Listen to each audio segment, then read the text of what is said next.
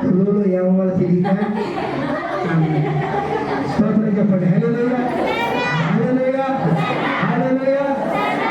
ఏమంటుందో తెలుసా ఆవిడ? ఇదిగా ఆవిడ ఏమంటుంది తెలుసా? మీకు అక్కడ అపార్ట్మెంట్ ఒకటి దాని వెనకాల రోడ్లో ఒక అమ్మాయి ఒక ఆవిడ, అయ్యా మీ చర్చికి అంటే మీ దేవుడిని నమ్ముకున్న వాళ్ళే మా కస్టమర్ అంటే ఏంటి?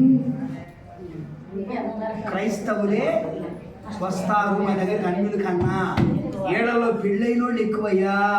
ఏళ్ళకే పెచ్చపట్టుకుందాం అనుకుంటా అప్పుడప్పుడు. హల్లెలూయా. చెట్లకి కాయ కాయిపోతే చెప్పులు కడతారు, చూసారా? కడతారా? కట్ట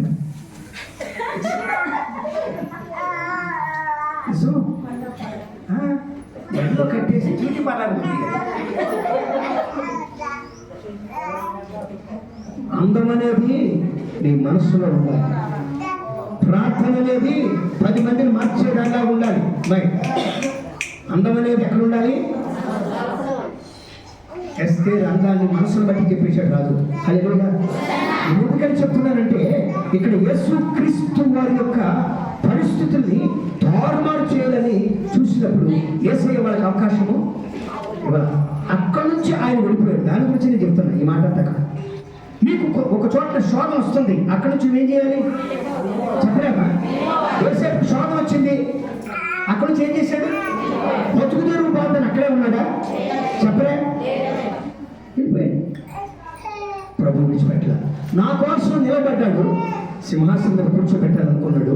ఐగుప్తులో దేశం కాని దేశం, భాష రాని ప్రాంతం, అక్కడ సింహాసనం మీద రాజుగా కూర్చోబెట్టాడు. హల్లెలూయా, హల్లెలూయా. దేవుని కొరకు ఎవరైతే నిలబడతారో దేవుని యొక్క పర్వతం అంతేనా అన్నాడు. యెహోవా నీ పర్వతం మీద, నీ పర్వతం ఎక్కడ నిలబడేవాడు? నీ పర్వతం మీద నివసింపదగినవాడేవాడు?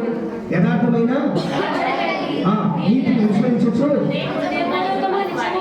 ఆ పర్వతం ఎక్కాలి మనం. అమ్మా ఏ పర్వతం? కొంచెం ఎదురు కూర్చోండి, కొంచెం ఎదురు కూర్చోండి. 5 నిమిషాలు బలాలు కూడా తిప్పాలి.